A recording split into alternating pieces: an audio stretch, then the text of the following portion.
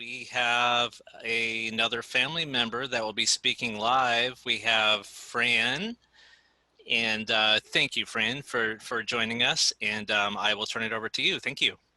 Thank you, Brandon.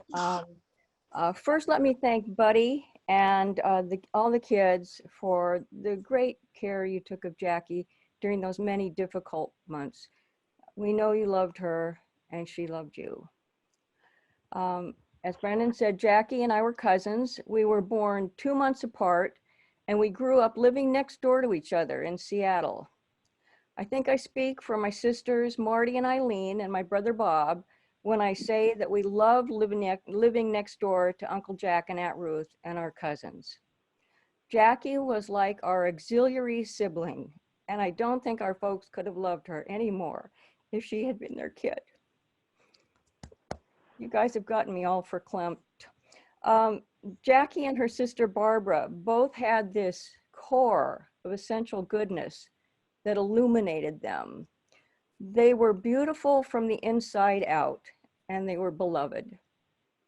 They also inherited the goofy Baxter sense of humor.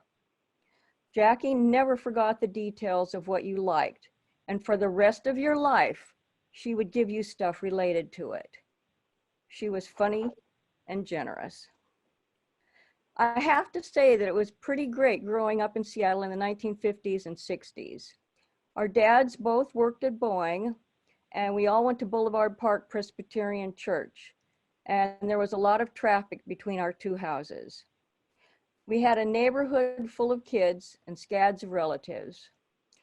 Aunt Ruth was very vain about Jackie's beautiful hair, which she curled into Shirley Temple ringlets.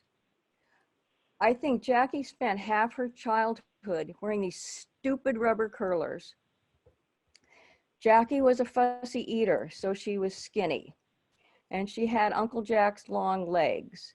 And she ran everywhere. She was always a body in motion. And just FYI, she played the accordion when she was a kid. I became very jealous of Jackie at Puget Sound Junior High because by that time she was tall and thin and she had long hair like Cher and she looked great in bell bottoms. Back then we had AM radio and vinyl records, and Jackie saw most of the important 60s bands when they played Seattle. She saw the Beatles, the Rolling Stones, Herman's Hermits, Beach Boys, Mamas and Papas, Lovin' Spoonful. She saw them all. She was gaga over this band called the Liverpool Five, which I was surprised to see actually has an entry in Wikipedia. During our years at Glacier High School, two things would have a profound effect on Jackie's life. The first was Glacier's house band, Shades of Light, which had a guitarist named Buddy Carmody, who, as we know, became important in Jackie's story later on. The second critical event occurred during our junior year, when Jackie went to hear Billy Graham's brother-in-law, the evangelist Leighton Ford, at the Seattle Center. This was transformational in terms of Jackie's faith, and I could see the difference in her. I have to say, I never heard Jackie utter a profane word in her life. I was Jackie's maid of honor when she and Buddy married at Boulevard Park Presbyterian in 1975. And 2 years later, I had the privilege of driving Jackie and newborn Brandon home from the hospital. Buddy had to get back to his teaching job in Oregon right after Brandon was born. Jackie loved being a mom, pure and simple. I'm going to jump ahead to 2001, when Jackie and I were turning 50. She had not been well that year, and I told her she had to get better because I was taking us to New York in September to celebrate our birthdays. Then Aunt Ruth passed away at the end of August, and 9/11 happened, so our trip was called off. We did go the following spring with another Glacier classmate, Lila, and her sister. And we did everything you're supposed to do as tourists in New York City, and we had a blast. I came back to our hotel room one evening and Jackie was wearing a toga made out of her bedsheet and a foam rubber Statue of Liberty crown. And she was holding a piece of cheesecake and a fork like a torch. Yeah, that about summed it up. We saw The Lion King on Broadway in New York. And we're walking back to the hotel when we passed another theater. A crowd of people were waiting outside a stage door, and in a few minutes, the actor John Lithgow came out. Everyone started handing him their theater programs to sign, but we only had our Lion King programs. Jackie had the presence of mind to run over to a trash receptacle and fish out a program someone had tossed in. And she handed it to John Lithgow to sign it, and he did. Then Lila handed him her Lion King program, and he gave her a funny look when he signed it. "You were great," she said. We also had tickets to the taping of the Conan O'Brien show at the NBC studios at Rockefeller Center, and they told us to be on time. We were in the restroom and Jackie was taking an inordinate amount of time primping. We kept telling her, hurry up, we're gonna be late. She just kept fussing with her hair and makeup and jewelry. I don't know if any of you are aware that Jackie could be stubborn. We told her, Jackie, we aren't going to be on camera. No one is going to see you. We finally got her out of there and got seated in the studio. Then a staff person came to our row and asked me to vacate my seat for a skit. And this is what happened.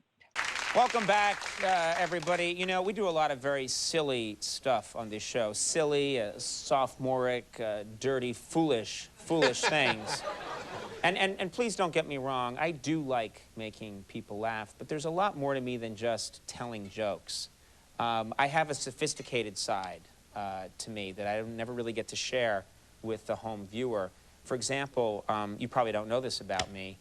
You probably don't even know this about me, Al, but I've spent many years building up a very extensive collection of very fine wines and cheeses. Really? I mean, really good, excellent wines, terrific cheeses from, well, you laugh, but this means a lot to me. Really terrific Chateau Saint-Michel here.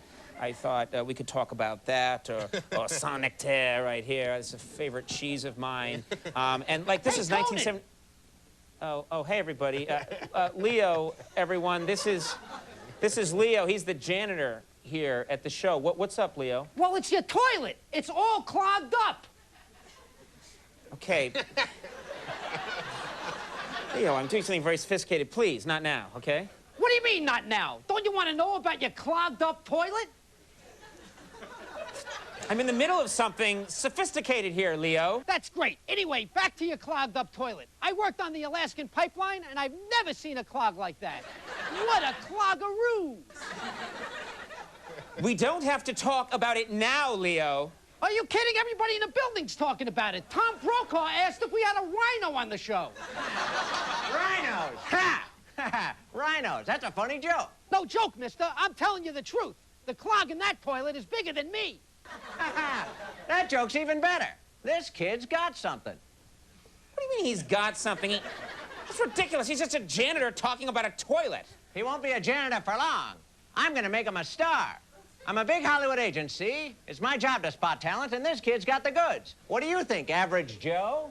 Well, Conan's wine collection was a sophisticated snooze fest, but I would pay top dollar to hear that janitor talk at length about Conan's toilet.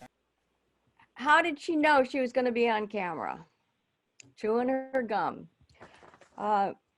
Just to close, I'd like to say that Jackie and I took different paths in our lives, but she was always in my heart as my cousin next door.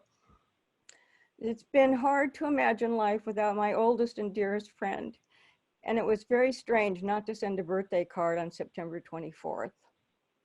I keep remembering her as that skinny kid who ran everywhere. I believe that whatever form her heavenly body has taken, it is once again in motion, and that is a great comfort. Thank you. Thank you so much, Fran.